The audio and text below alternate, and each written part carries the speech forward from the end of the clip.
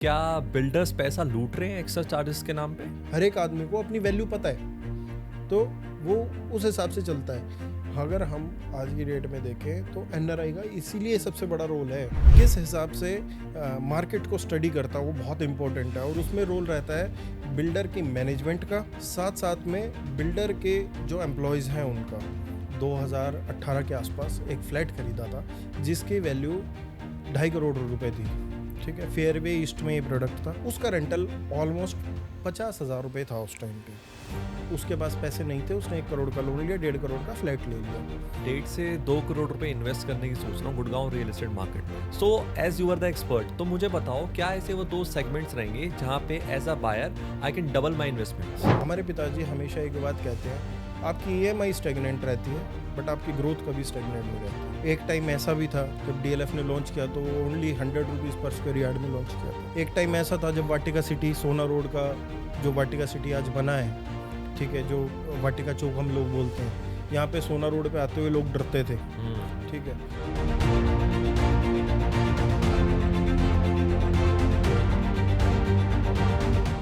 आज मैं आपको मिलवाने वाला हूं अपने एक ऐसे गेस्ट से जिनका गुड़गांव रियल एस्टेट में 13 साल से ज्यादा का एक्सपीरियंस है और साथ ही साथ मार्केट को देखने का नजरिया इनका बिल्कुल अलग है। तो आज हम रियल एस्टेट की बिल्कुल डेप्थ में जाएंगे और जानने की कोशिश करेंगे ये किस हिसाब से मार्केट को देखते हैं, किस हिसाब से मार्केट को सोचते हैं। एंड 18,000 से ज्यादा इनके सब्सक्राइबर्स हैं, प्लस मिलियंस ऑफ व्यूज हैं इनके यूट्यूब पर भी। तो चलिए मिलते हैं मिस्टर अरविंद डागर से, जो कि फाउंडर हैं प्रॉपर्टी प्रोवाइडर्स के, और जानने की कोशिश करते हैं गुड़गांव रियल एस्टेट के ढेर सारे secrets. Arvind ji, Gurgaon real estate market में क्या ट्रेंड्स चल रहे हैं हाल फिलहाल में, और इसमें आपके क्या ओपिनियंस हैं? मेरे ओपिनियन सचिन भाई बहुत अलग अलग हैं, अलग अलग सेगमेंट्स को लेके। और जहाँ तक मुझे लगता है कि मार्केट में जो ट्रेंड्स हैं वो भी अलग अलग माइक्रो मार्केट और गुड़गांव में अलग अलग सेगमेंट के अलग अलग टाइप से चलते हैं। ओके। इतना एलेबरेट आपको वही कर पाएगा जिसको उसकी व्याख्या पता हो, जिसको उसके बारे में पता हो। ठीक है, अगर हम लोग पहले इसी के बारे में, हाई राइज अपार्टमेंट्स जो आज बहुत चर्चा में, आप लोगों ने सुना होगा, जिसके लिए आपने स्पेशली इनवाइट भी किया है, तो अगर हाई राइज के बारे में बात करें तो कुछ प्रोडक्ट्स जो बिल्डर ने अच्छी तरह एनालिसिस करके मार्केट के ट्रेंड को बिना समझे निकाले, ठीक है, वो प्रोडक्ट चाहे नामी बिल्डर के भी हों, वो आपको कहीं ना कहीं अटकते हुए दिखाई देंगे। और जो प्रोडक्ट मार्केट में बिल्डर ने अच्छी तरह समझ के निकाले हैं, जिनका एनालिसिस प्रॉपर करा है, जो बिल्डर ने ये देख के निकाला है कि मार्केट में क्या ट्रेंड चल रहा है, वो और भी अच्छा करते हुए दिखाई देंगे।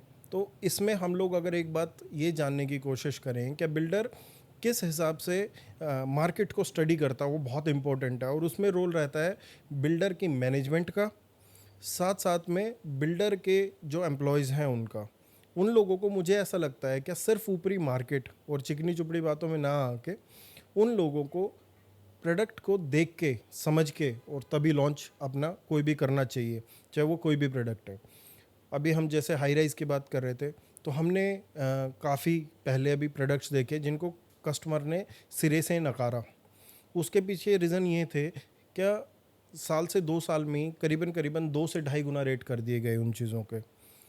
आज गुड़गांव मार्केट में कंसेप्ट बिकता है, ना कि प्रॉपर्टी बिकती है। ख़रीदार बहुत है, प्रॉपर्टी तो बहुत है गुड़गांव में, बट जहाँ तक मेरी ऑब्जर्वेशन है, जिस प्रोडक्ट का कंसेप्ट अच्छा आएगा, जिस प्रोडक्ट का टिकट साइज़ किसको कहते हैं, जो शायद पॉडकास्ट हमारा सुन रहे हो, या आपको भी नॉलेज के लिए बता दो, टिकट साइज़ क्या होता है। क्या कोई बिल्डर 2 से ढाई करोड़ में प्रॉपर्टी लेके आया, ठीक है, वो पॉसिबल कैसे हो पाता है?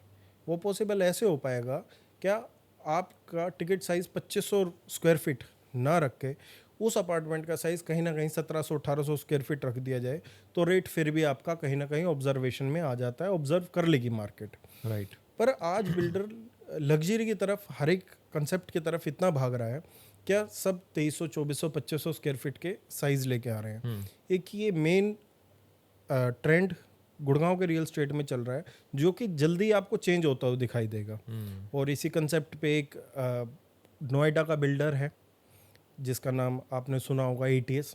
उनकी एक Right. अलग कंपनी बनी थी, एटीएस होम क्राफ्ट करके, जिसमें कि 40% स्टेक है एचडीएफसी बैंक का। तो अगर आप लोग देखेंगे उन्होंने इतनी अच्छी सेल की है, they sold around their apartments at 830 crore total sales की अगर वॉल्यूम की बात करी जाए, और 320 करोड़ के 320 सॉरी अपार्टमेंट के आसपास उन लोगों ने अपने सेल कर दिए हैं। उसका रीज़न क्या था? एक तो उन लोगों को जो साइज़ लेके आए वो ऑब्जर्व हुआ मार्केट में, ठीक है, और साथ साथ में बिल्डर की स्टडी अच्छी थी। आज की डेट में बहुत से बिल्डर्स अब मैंने देखे हैं जिनके पास टीओडी लाइसेंस है, ट्रांजेंट ओरिएंटेड जो डेवलपमेंट होती है उसमें क्या होता है, पर एकड़ फ्लैट बहुत ज़्यादा हो जाते हैं। तो उसको कम करने के लिए ना बिल्डर्स में एक होड़ सी लग गई, क्या 3,000 2,500 4,000 स्क्वायर फीट के अपार्टमेंट लॉन्च कर दिए जाए, जिससे कि उनकी डेंसिटी कम आ जाए, प्रोडक्ट की डेंसिटी। जैसे 1 एकड़ में 100 के बजाय 70 ही फ्लैट रह जाएं, तो उन्होंने 3,000 स्क्वायर फीट का कर दिया। बट आज बायर क्या है, हम लोगों को उसके हिसाब से देखना बहुत ज़रूरी है। तो मेरी राय स्पेशली जिस भी बिल्डर के पास ये पॉडकास्ट जाता है, मेरी राय स्पेशली उनके लिए ये है कि आप टिकट साइजेस सही रखें। दूसरा, पेमेंट प्लान को लुक्रेटिव रखें थोड़ा सा, जो कि इन्वेस्टर्स भी और एंड यूज़र्स भी अपने लिए प्रेफर करें। आज कंस्ट्रक्शन लिंक पेमेंट प्लान लेके बड़े साइजेस लाके आप प्रॉपर्टी इतने बड़े हुए रेट्स पे बेचना आपके लिए लगभग इम्पॉसिबल होगा, और ये रेट्स कम होने नहीं वाले। उसका रीज़न सबसे बड़ा ये रहने वाला है, क्या बिल्डर ने लैंड महंगी प्रिक्योर की है, लैंड महंगी खरीदी उसने, लैंड महंगी खरीदने के बाद उसका जो आज कंस्ट्रक्शन कॉस्ट है वो ऑलमोस्ट 5-7 साल में डबल हो चुका है। तो सस्ती तो प्रॉपर्टी एनी हाउ बेच ही नहीं सकता। अगर वो चाहेगा भी कि मैं प्रॉपर्टी बेच दूं सस्ती, तो सस्ती तो बेच ही नहीं सकता। उसको अपनी प्लानिंग पे काम करना बहुत ज़रूरी है। एग्जीक्यूशन इज़ द मेन की ऑफ दिस सेगमेंट, और ट्रेंड उसी हिसाब से गुड़गांव का मुझे आगे चलता हुआ भी दिखाई दे रहा है। और अगर हम लोग दूसरे ट्रेंड्स की बात करें, स्पेशली इसके बाद जो मुझे लगता है हम लोगों का आता है प्लॉट्स का। Plots are doing excellent in some areas, उसके बारे में भी मैं आपको डिटेल से बताऊंगा। बिल्कुल। क्योंकि प्लॉट्स कुछ कुछ एरिया के ऐसे हैं जहाँ पे आपका एक्सपोनेंशियली ग्रोथ हो सकता है। जी। उसको सोचना समझना और जानना बहुत ज़्यादा ज़रूरी है। अगर हम लोग बात करें डीएलएफ फेस 1 की, आज जहाँ पे 3 लाख 4 लाख रुपए पर स्क्वायर यार्ड का रेट है। एक टाइम ऐसा भी था जब डीएलएफ ने लॉन्च किया तो only 100 rupees per square yard में लॉन्च किया था। एक टाइम ऐसा था जब वाटिका सिटी सोना रोड का, जो वाटिका सिटी आज बना है, ठीक है, जो वाटिका चौक हम लोग बोलते हैं, यहाँ पे सोना रोड पे आते हुए लोग डरते थे, ठीक है। जब 79 लॉन्च हुआ है, M3M एंटालिया हिल्स और ये सब मैप्सको वगैरह के प्रोडक्ट, तो लोगों ने बोला यार वहाँ कौन जाएगा। मैं उस टाइम पे भी हमेशा ये बोलता था, क्या गुड़गांव में आज के टाइम पे तो आप देखोगे रश थोड़ा बहुत हो गया वहाँ पे। अब आने वाले टाइम में ना आपको जैसा वाटिका सिटी है वैसा 79 के चौराहों पे रश मिलेगा, क्योंकि वहाँ पे जनता आने वाली है रहने के लिए। आदमी ने 8,000 रुपये पर स्क्वायर फीट खरीदा हुआ है रेट, ठीक है, जो आज 13,000 रुपये हो चुका है। तो जाएंगे कहाँ? रहेंगे तो सही अंटालिया हिल्स में। गोल्फ हिल्स एक अच्छा प्रोडक्ट है वहाँ का। तो ये हम लोगों को देखना जानना बहुत ज़्यादा ज़रूरी है। अगर आपको एग्जीक्यूशन रिस्क नहीं लेना अंडर कंस्ट्रक्शन पे, चाहे आप रेडी टू मूव लो, पर आप प्रॉपर्टी की ट्रेन में एक बार चढ़ गए तो आपको उसमें हिस्सेदारी मिल जाएगी। अदरवाइज़ दिन पे दिन आपकी जेब में महंगा होता हुआ दिखाई देगा। तो ये हम लोगों को जाननी बहुत ज़रूरी है, चाहे वो प्लॉट्स हो, प्लॉट्स की मार्केट कैसी रहेंगी, कहाँ पे रहेंगी। ये इनसाइट्स बहुत इंपॉर्टेंट है जहाँ पे आपका पैसा बन सकता है। और आज भी गुड़गांव रियल एस्टेट एक एस्पिरेशनल मार्केट है जहाँ पे हर एक आदमी आएगा, ठीक है। तो ट्रेंड्स उस हिसाब से रन करते हैं मार्केट के। Arvind ji, luxury real estate ने भी बहुत राइज किया है गुड़गांव में। लास्ट टाइम मैंने न्यूज़ में देखा था डीएलएफ कैमिलियास में 100 करोड़ रुपीस का फ्लैट सोल्ड आउट हुआ है। क्या ये सच है? डीएलएफ कैमिलियाज 100% 100 करोड़ का फ्लैट सोल्ड आउट हुआ है। अगर आप देखें आज top business owners, startup owners, Aman Gupta, ठीक है, फिर लेंसकार्ट के पीयूष गोयल, सभी गुड़गांव का पार्ट बन चुके हैं। ये समझना बहुत ज़्यादा इम्पॉर्टेंट है, क्या वो ऐसा क्यों कर रहे हैं। They are not part of this house, they are part of community. आपने सुना होगा कभी भी रिच बॉयज़ क्लब, ठीक है, वो उसका मेंबर बनना चाहते हैं। अगर आप देखेंगे तो उनका आधा टाइम तो क्लब में जाता है। क्यों जाता है? क्योंकि उनको आसपास का एटमॉस्फेयर ऐसा चाहिए। आज मेरे और आप जैसे लोग ऑफिस में ना बैठ के कैफ़ेज़ में बैठ के मीटिंग करना पसंद करते हैं, कोवर्किंग में करना पसंद करते हैं। उसका रीज़न क्या है? उसका मेन रीज़न है सबसे बड़ा हम लोगों की कंपनी, जिस कंपनी में हम रहते हैं, क्या आइडियाज़ आ सकते हैं। तो ये ग्रोथ का एक प्रोस्पेक्टिव है। घर भी एक घर नहीं है, बिजनेस है आज के टाइम पे। समझने की आप लोगों के उस टाइप से मेंटेलिटी होनी चाहिए कि हम लोग क्या समझते हैं उसके बारे में। और लग्जरी रियल एस्टेट आज गुड़गांव में कोई भी आप ये कहो कि लोन लेके या सैलरीड क्लास आदमी ले लेगा, it is next to impossible. ठीक है, अगर आप ऑन एन एवरेज किसी आदमी की सैलरी की बात करो, आईटी वाले हैं गुड़गांव में, आपको पता है फॉर्चून 500 टॉप कंपनीज़ हैं गुड़गांव में, एक एस्पिरेशनल सिटी है जैसे मैं बोल चुका हूँ। तो यहाँ पे एक ऑन एन एवरेज आदमी की सैलरी 3 लाख, मेरे ख्याल से 3 से 4 लाख होगी ज़्यादा से ज़्यादा।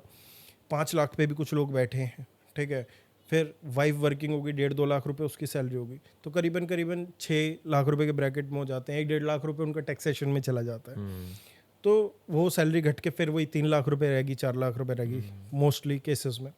3 लाख रुपए सैलरी रहेगी। फिर उसके बाद प्रॉब्लम क्या आती है, 3 लाख रुपए में से आप लाख रुपए घर का भी एक्सपेंस रखोगे, 1-1.5 लाख रुपए, तो आप 1-1.5-2 लाख रुपए तक की ईएमआई ज़्यादा से ज़्यादा कर सकते हो। वट इट मीन्स आप 1.5 से 2 करोड़ का लोन ले सकते हो। जहाँ पे आप 1.5 से 2 करोड़ रुपए का लोन ले सकते हो और आपकी जेब में कुछ नहीं है, वहाँ आप गुड़गांव में प्रॉपर्टी की लग्जरी वाली प्रॉपर्टी की रेस से बाहर हो चुके हो, जहाँ तक मुझे लगता है।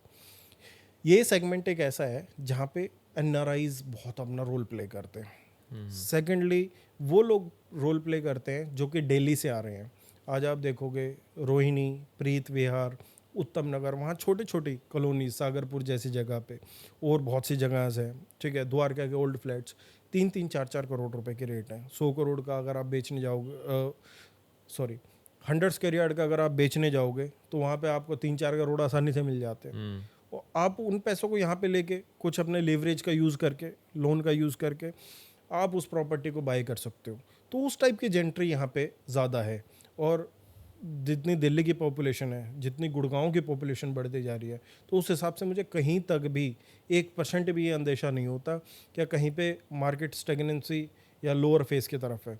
किसी क्वार्टर में आपको सेल्स बहुत ज़्यादा लग्जरी की बढ़ती हुई दिखाई देंगी, किसी सेगमेंट किसी क्वार्टर में आप लोगों को थोड़ा सा कम दिखाई देंगी। तो उसके पीछे रीज़न स्पेसिफिक यही है, क्या यहाँ पे जो वैल्यू है रियल एस्टेट की वो अलग ही तरीके से आती है। तो मुझे हमेशा ही ऐसा लगता है क्या एक्सपोनेंशियली आपको ग्रोथ मिलने वाली है और आपको होल्ड करके रखनी पड़ेगी अपनी चीज़ें, और उस हिसाब से आपको ब्रॉडर वे में थिंक करना पड़ेगा luxury real estate specially Gurgaon के बारे में। यहाँ पे भी कंसेप्ट बिकता है, जो अच्छा कंसेप्ट आएगा, जो अच्छा बिल्डर आएगा, उस पैमाने पे आप तय करेंगे क्या ये लग्जरी रियल एस्टेट का ये प्रोडक्ट किस रेंज तक होगा। अब आने वाले टाइम में आपने शायद 100 करोड़ का तो नाम सुना होगा, क्या सच है नहीं है, वो तो सच्चाई है। ठीक है, उसमें तो स्टैंप ड्यूटी तक पे कर चुका है जिसने ख़रीदा है, तो वो सच है, उसमें कोई डाउट ही नहीं है। बट अब आने वाले टाइम में गोल्फ कोर्स रोड पे डीएलएफ अपना प्रोडक्ट लेके आ रहा है, डीएलएफ दहालियाज करके। ठीक है, जो कि 9,000 स्क्वायर फीट से शुरू होगा और जिसका रेट 80,000 पर स्क्वायर फीट है। तो करीबन करीबन 100 करोड़ के ओरिजिनल फ्लैट आपको बिकते हुए दिखाई देंगे। जो हजम कर पा रहे हैं उनके लिए भी ठीक है, और जो हजम नहीं कर पा रहे हैं वो भी अपना देखेंगे, क्या लोग उसको भी खरीदते हुए दिखाई देंगे। बिल्डर को कोई जल्दी नहीं है, जब वो 100 करोड़ की निश का प्रोडक्ट ला के आता है तो उसको पता है हर एक आदमी नहीं खरीद सकता, उसको टॉप 400-500 लोग चाहिए पूरे इंडिया वर्ल्ड वाइड जो उसमें लेंगे अपना घर, और वो उसी को टारगेट करेंगे। और वो अगर 4 से 5 साल में भी बिकता है तो एक कीर्तिमान हासिल करेगा अपने आप में गुड़गांव रियल एस्टेट में, और उसके बाद दिशा अलग ही तरीके से आप लोगों को चलती हुई दिखाई देगी, जहाँ तक मुझे फील होता है। Nice. And what about Gurgaon rental markets, क्या इनसाइट्स हैं गुड़गांव रेंटल मार्केट के? ये आपका क्वेश्चन सबसे अच्छा है। मैंने ये क्वेश्चन ना तो किसी पॉडकास्ट में सुना है अब तक, ना ही देखा है। ठीक है, मैं वैसे बहुत कम देखता हूँ, बट जो आइडियल हैं 1-2 उनके पॉडकास्ट मैंने सुने हैं और देखे हैं। तो मुझे इसमें रेंटल में 2 पॉइंट सिंपल कहने हैं जिससे समझ आ जाए लोगों को क्या भाई हाँ क्या चीज़ है। आज मैं एक पर्सनल एग्जांपल लेके बताता हूँ। मेरे एक दोस्त ने गोल्फ एस्टेट में 2018 के आसपास एक फ्लैट ख़रीदा था जिसकी वैल्यू 2.5 करोड़ रुपए थी। ठीक है, फेयरवे ईस्ट में ये प्रोडक्ट था। Golf estate fairway east golf course extension road पे सिचुएटेड है प्रोडक्ट। उसका रेंटल ऑलमोस्ट 50,000 रुपये था उस टाइम पे। उसके पास पैसे नहीं थे, उसने 1 करोड़ का लोन लिया, 1.5 करोड़ का फ्लैट ले लिया। हमारे पिताजी हमेशा एक बात कहते हैं, आपकी ईएमआई स्टेगनेंट रहती है बट आपकी ग्रोथ कभी स्टेगनेंट नहीं रहती। जो आज ये शेयर मार्केट कर रहे हैं, जो एसआईपीज़ की बात कर रहे हैं, ठीक है, 2018 से आज हम 2024 पे बैठे हैं। फ्लैट कॉस्ट अराउंड 6.5 CR, ठीक है, और वहाँ का रेंटल अभी भी आपको करीबन करीबन 2.25 लाख रुपए मिलेगा। जो आदमी रेंटल को अफोर्ड नहीं कर पाएगा आने वाले टाइम में, वो कैसे रहेगा? उसको अपनी प्रॉपर्टी सर्च करनी पड़ेगी, चाहे थोड़ी सी आउटस्कर्ट्स में करें, चाहे वो अलग माइक्रो मार्केट में करें, चाहे वो न्यू गुड़गांव जाएं एक्सटेंशन रोड छोड़ के, चाहे वो एसपीआर रोड जाएं, ठीक है, या द्वारका एक्सप्रेसवे की कुछ बेल्ट्स मिले, पर उनको करना ज़रूरी हो जाएगा क्योंकि रेंटल्स एट पार हो जाते हैं, रेंज से बाहर हो जाते हैं। आज एक्सटेंशन रोड का यही हाल है। अगर आप 3 बेडरूम लग्जरी सोसाइटी में किसी में भी ठीक ठाक में, चाहे कहेंगे तो मैं आपको सोसाइटीज़ का नाम बता दूंगा, कहीं पे भी 1 लाख रुपए तो रेंटल ही नहीं है, सब ऊपर है, ठीक है। चाहे वो आईरियो स्काईओन लें, चाहे महिंद्रा लुमिनेयर लें, आने वाले टाइम में चाहिए अभी गोल्फ स्टेट लें, ठीक है, चाहे आप एमआरडीजी होम्स लें, हर एक में लाख रुपए रेंटल है। We can't afford 1 lakh rupees rental, है ना।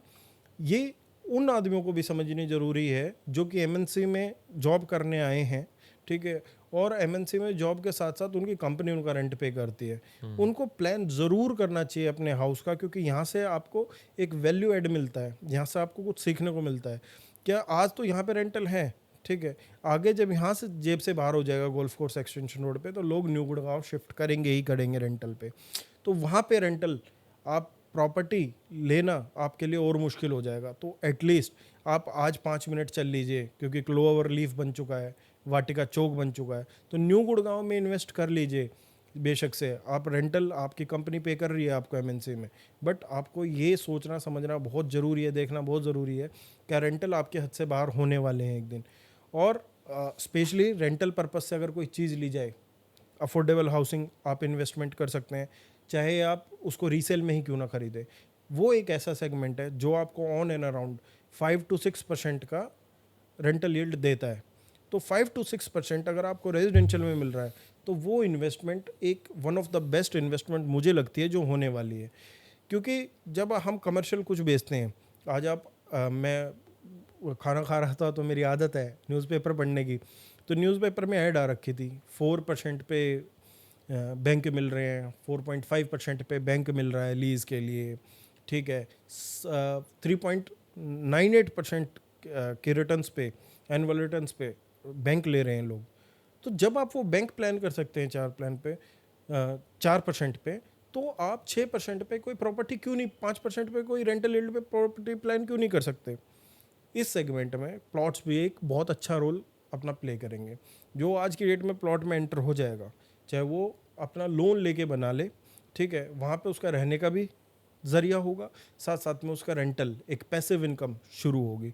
तो ये मेरा रेंटल के बारे में स्पेशल इंसाइट है। क्या आज आप मानने को तैयार हो ना हो कोई भी आदमी, बट रेंटल आपकी जेब से आज नहीं तो कल बिल्कुल निकलना है।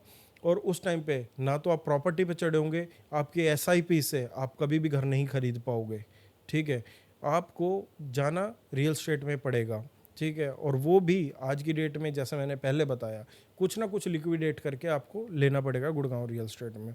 और आज वो पहले वाली मार्केट नहीं है सचिन भाई। पहले की मार्केट में कुछ अनसर्टनिटीज़ रहती थी। सपोज बिल्डर के पास पावर्स रहती थी, रहना नहीं था। आज के टाइम में कहीं ना कहीं 70% मेरे को इसमें ट्रांसपेरेंसी दिखती है, 30% सिस्टम की लीकेज है। उसमें हर एक उसका पार्ट है, चाहे वो रेरा हो, चाहे वो गवर्नमेंट हो, चाहे वो प्रशासन हो, चाहे वो टीसीपी हो, चाहे वो एचएसवीपी हो, वो हर एक लीकेज का पार्ट है।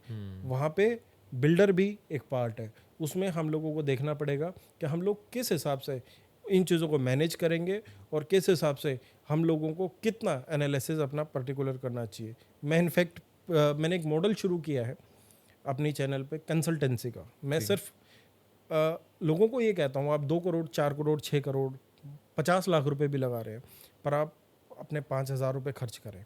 वो आपकी ज़िंदगी में इतने वैल्यू ऐड करेंगे, इतने वैल्यू ऐड करेंगे कि आप कभी सोच भी नहीं सकते अपनी ज़िंदगी में, ठीक है। क्योंकि कोई भी फ़ोन करके सिर्फ ये पूछेगा मेरे से क्या मैं ये प्रॉपर्टी ख़रीद लूँ, तो एक लाइनर आंसर रियल स्टेट में मेरे पास नहीं है स्पेशली, और अच्छे आदमी जो भी रियल एस्टेट बेचता हो किसी के पास नहीं हो सकता।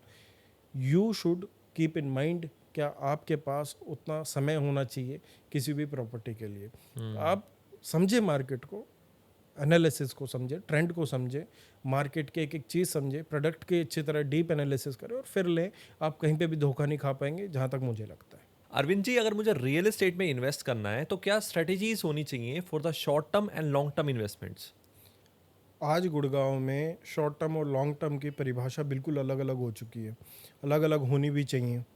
हर एक आदमी जो 2018 से और 2019 में जिसने इन्वेस्टमेंट किया है, उन सब लोगों को कहीं ना कहीं कुछ आदत पड़ चुकी है शॉर्ट टर्म इन्वेस्टमेंट की। उन लोगों की शॉर्ट टर्म स्ट्रेटजी क्या है? आज मैंने कोई चेक दिया 10 लाख रुपए का, 20 लाख रुपए का स्टार्टिंग में, और मेरे को उस पर 20 लाख रुपए मिल जाए। बट हमेशा मार्केट एक डायरेक्शन में नहीं चलती। हम लोगों को ये समझना बहुत ही ज़्यादा ज़रूरी है कि मार्केट के अलग अलग फेसेस और मार्केट अपने अलग अलग साइकिल्स में चलती है। तो जब भी आप रियल स्टेट खरीदेंगे, आपका टोटल कॉर्पस क्या है, आप लोगों को ये अंडरस्टैंड करना बहुत ज़्यादा ज़रूरी है, चाहे आप लॉन्ग टर्म कर रहे हो, चाहे आप शॉर्ट टर्म कर रहे हो। लॉन्ग टर्म इन्वेस्टर्स के लिए हम लोगों को ये जानना ज़रूरी है, क्या आप लोग हमेशा पैसा बना के निकलते हो? आज जैसा मैंने पहले भी बताया है, वाटिका का 1600 रुपये पर स्क्वायर फीट में बिका फ्लैट, आज कहीं 15,000 रुपये पर स्क्वायर फीट में है। सेंट्रल पार्क का जो आपने रिजॉर्ट्स प्रोजेक्ट सुना होगा, 5800 रुपये पर स्क्वायर फीट से शुरू हुआ था सोना रोड पे, आज कहीं 35,000 रुपये पर स्क्वायर फीट की रीसेल है। ये आप शॉर्ट टर्म में निकाल सकते थे। अगर आपने शॉर्ट टर्म निकाला होता, तो बहुत लोगों ने निकाला भी है उस टाइम पे भी, 1600 रुपये का 3,000 में निकल गया, 3,000 वाले 5,000 में निकल गए, 5,000 वाले 7,000 में निकल गए। बट जहाँ उन्होंने फ्लिप की प्रॉपर्टी, तो दूसरी जगह भी तो आप महंगी लोगे ना। आज आपको सपोज कर लो, आपने 10,000 रुपये पर स्क्वायर फीट फ्लैट बुक कर लिया, ठीक है, उसका रेट हो गया 10,500 रुपये पर स्क्वायर फीट। आप कहते हो जी मेरे 500 रुपये बन गए, मेरे को निकाल दो। बट जहाँ आप दूसरी जगह एंटर करोगे, वहाँ आप 10,000 रुपये 500 रुपये पर स्क्वायर फीट में एंटर करोगे, 10,000 रुपये में एंटर नहीं करोगे। फिर वहाँ से निकलोगे आप 11,000 रुपये में। इतनी तो आप रजिस्ट्रेशन कॉस्ट में दे दोगे, ब्रोकरेज में दे दोगे, जितने आप लोग कमाओगे नहीं। तो रियल स्टेट का सिंपल सिंपल फंडा मेरे हिसाब से लॉन्ग टर्म इन्वेस्टमेंट का होना चाहिए। स्पेशली प्लॉट्स को लेके, हाई राइज अपार्टमेंट्स को लेके आप लोगों के पास कहीं ना कहीं इतना लीवरेज होना चाहिए कि आप उसको लॉन्ग टर्म तक गेन कर सको। एटलीस्ट आपके पास 2 से 3 साल का पैसा होना चाहिए, क्योंकि लॉन्ग टर्म साइकिल एक चलती है, real estate cycle on and around 7 साल की होती है। 7 साल बाद यू कांट इवन इमेजिन क्या आप लोग कितना पैसा बना पाओगे उससे। तो शॉर्ट टर्म इन्वेस्टर्स के लिए मेरे को यही राय है, शॉर्ट टर्म में भी आप कम से कम भी 2 से 3 साल का होराइजन रखो किसी भी चीज़ को लेके। इधर आप प्लॉट्स खरीद रहे हो, आप हाई राइज खरीद रहे हो, आप एससीओ खरीद रहे हो, आप कमर्शियल खरीद रहे हो, बुराई किसी चीज़ में नहीं है, ठीक है। बुराई है उसको स्टडी करने में। आप लोगों ने जिस हिसाब से स्टडी किया प्रोडक्ट को, अगर आप उसको 500 रुपये पर स्क्वायर फीट में छोड़ के भाग जाओगे। डीएलएफ हार्बर आपने सुना है, तो DLF Harbour golf course extension road पे है जो, ठीक है, sold around 18,000 rupees per square feet. आज कोई भी वहाँ पे प्रोडक्ट 22-23 हज़ार रुपये से कम नहीं है गोल्फ कोर्स एक्सटेंशन रोड पे। पर पैसा लगाए सिर्फ 2 ही साल हुए हैं। तो आई थॉट क्या वो 2 साल शॉर्ट टर्म है, वो लॉन्ग टर्म नहीं है। शॉर्ट टर्म आज लोगों को आदत गंदी कैसी पड़ी हुई है, जिसने डीएलएफ हार्बर में 50 लाख का चेक दिया था, वो कहते यार मेरे को 70 लाख रुपए दे दो। This strategy is totally wrong. हमें इस पे नहीं जाना है, ठीक है। हमारे पास कोई भी कॉल आता है किन्हीं भी चीज़ों को लेके, तो हम हमेशा उन लोगों को इस चीज़ से अवगत ज़रूर कराते हैं कि आपको उस तरफ से नहीं जाना है, क्योंकि मार्केट डुबोने वाले वही सबसे ज़्यादा लोग होते हैं। आपके पास पैसा पूरा होगा नहीं, आपने डाली होगी अपनी इन्वेस्टमेंट, ठीक है, उसके बाद आपको रिटर्न चाहिए, अदरवाइज़ आप उसको मार्केट में डिस्ट्रेस सेल करके बेचोगे। फिर वही लोग क्या करते हैं, मार्केट ख़राब करते हैं। मार्केट कैसे ख़राब होगी? 4 फ्लैट आगे तो लोग कहेंगे यार इसका रेट तो ये हो गया, इसका रेट तो ये हो गया, गुड़गांव तो डूब जाएगा, गुड़गांव तो बर्बाद हो जाएगा। ऐसा कोई भी चीज़ नहीं है। आप लोगों के पास अपने जेब में है पैसे, अगर आपके पास 2 करोड़ का बजट है, 3 करोड़ का बजट है, तो आप दूसरी माइक्रो मार्केट में जाएँ, extension road, golf course road में ना जाएँ, बट ले वही चीज़ जहाँ आपको लगता है इन फ्यूचर मैं कर सकता हूँ। और सचिन भाई, मैंने चीज़ें देखी हैं कुछ, जो लोग ये बोलते हैं क्या मेरा 2 करोड़ का बजट है यार, मैं तो नहीं कर पाऊंगा उससे ऊपर। उन लोगों ने 4 साल में, 5 साल में, ठीक है, उनका हो भी जाता है। उन लोगों ने अपनी सैलरीज इंक्रीज कर रखी होती हैं, मतलब कि उनको अप्रिसिएशन मिल जाता है, और लोग फिर उसको सेल आउट नहीं करते, उसको कहीं ना कहीं कंटिन्यू करते हैं अप्रिसिएशन देखते हुए। बहुत से लोगों का सपना है किसी सोसाइटी में लेने का, और उसमें 50 लाख का फ़र्क है। तो आई थिंक 50 लाख रुपए is not big bet for 5 to 6 years, क्योंकि आज जो हाई राइज बन रहा है उसको 5-6 साल बनेंगे, लगेंगे बनने में, और वो जब ही बन के तैयार होगा, वो एकदम से तैयार नहीं होगा आपके कहने से। ठीक है, हर एक चीज़ की एक कॉस्ट होती है, और हर एक चीज़ आज ये लगाओ आप, इसमें हाई राइज में कितने तो लफड़े हैं बनने में। सबसे बड़ा एनजीटी के बैन लग जाते हैं, ठीक है, उसमें 3 महीने 4 महीने कंस्ट्रक्शन बंद रहती है। ठीक है, फिर जैसे कोविड आ गया था, कुछ अनसर्टेनिटी भी आपको लेनी पड़ेगी। तो 5 साल, चाहे आप बिल्डर 4 साल बोल रहा है आपको, वेल एंड गुड है, आपका फेस 4 साल में हो जाए, और पर आपको 5 से 6 साल लेके चलना पड़ेगा टाइम। आप फेज वाइज अलॉटमेंट में जा रहे हो। अगर आप फेजेस वाइज कोई प्रोडक्ट होता है, जैसे एक प्रोडक्ट 2018 में लॉन्च हुआ, उसके 18 टावर हैं, उसमें से 4 कर दिए उसने, फिर उसको 2020 में उसने 5 टावर और कर दिए, तो कैसे होगी अलॉटमेंट्स, कैसे पोजीशन आएगी? फेज वाइज ही तो आएगी। तो पूरा प्रोडक्ट रेडी होते होते कई कई 5-5 7 साल 8 साल भी लग जाते हैं प्रोडक्ट को डेवलप होते होते। तो it will take time. Patience का गेम है रियल एस्टेट सारा, और पेशेंस हम लोगों को दिखानी है। शॉर्ट टर्म इन्वेस्टमेंट 2 से 3 साल की कर रहे हैं तो वो होराइजन लो या लॉन्ग टर्म लो। शॉर्ट टर्म कोई भी ऐसा जुआ नहीं है रियल एस्टेट में जो आपको 2 दिन में पैसे कमा के दे दें। आपको कोई भी फसल, अगर हम धान भी काट रहे हैं, उसको पूरा तो होने दोगे, जब भी तो काटोगे। आप उसको कह दो नहीं यार ये तो बढ़ गया, उसमें फाल आई नहीं, आपने नीचे से काट दिया वो, तो कैसे आप लोगों को उसका रिटर्न मिलेगा? रिटर्न तो जब भी मिलेगा जब वो पकेगा, और पकने का रियल एस्टेट में टाइम देना पड़ता है, और पेशेंस दिखानी पड़ती है हर एक आदमी को, चाहे वो कोई भी सेगमेंट हो। एंड अरविंद सर, मैं ना अभी 1.5 से 2 करोड़ रुपए इन्वेस्ट करने की सोच रहा हूँ गुड़गांव रियल एस्टेट मार्केट में। So as you are the expert, तो मुझे बताओ क्या ऐसे वो 2 सेगमेंट्स रहेंगे जहाँ पे as a buyer I can double my investments? Double investment 2 ही सेगमेंट हैं, 2 से 3 ही सेगमेंट है जिसमें आप कर सकते हो आज की डेट में। जो इस बात को समझ गया कि ये 2 सेगमेंट सही है, ठीक है, वो तो आज डबल कर लेगा अपना पैसा, अदरवाइज नहीं कर पाएगा। सबसे पहला है अफोर्डेबल हाउसिंग। अफोर्डेबल हाउसिंग आज के टाइम में टायर 2 सिटीज़ में 4500 रुपये पर स्क्वायर फीट मिलता है।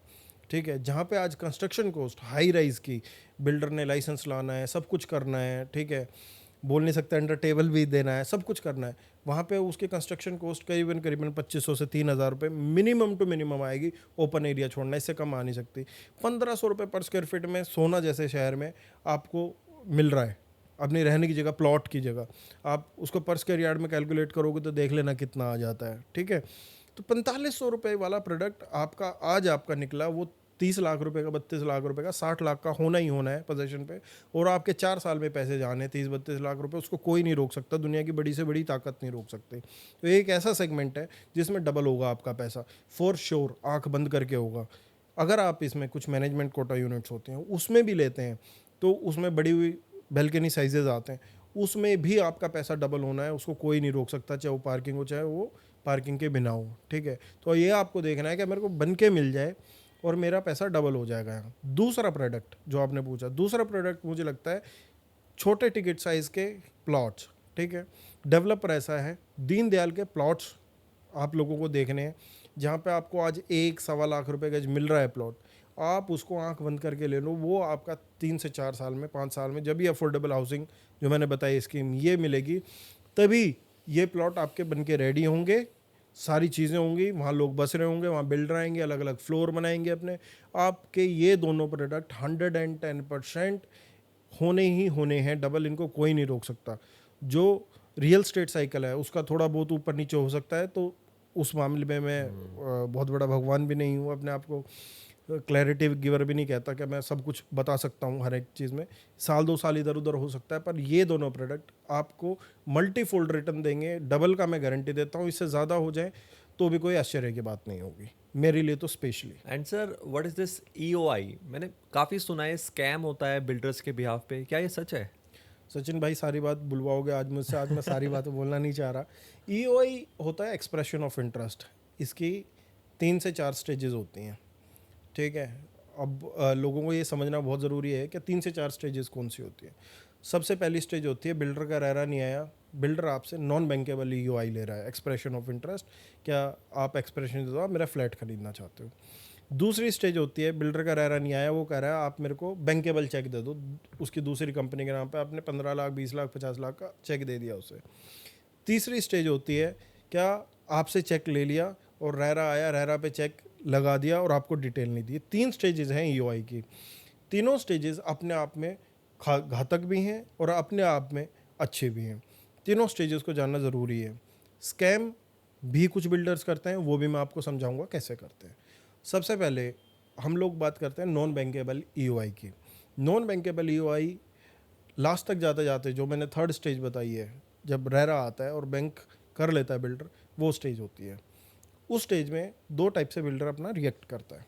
सबसे पहले रिएक्शन होगा बिल्डर का, रेरा आया, उसने चेक को बैंक कर दिया, उसके बाद प्रोजेक्ट का लॉन्च होगा किसी का भी, ठीक है, लॉन्च होगा प्रोडक्ट, लॉन्च में कुछ डिटेल्स बता दी जाएंगी और आप लोगों को सीधा अलॉटमेंट पे बुलाया जाएगा कि बाकी डिटेल्स देखो अपनी और करो।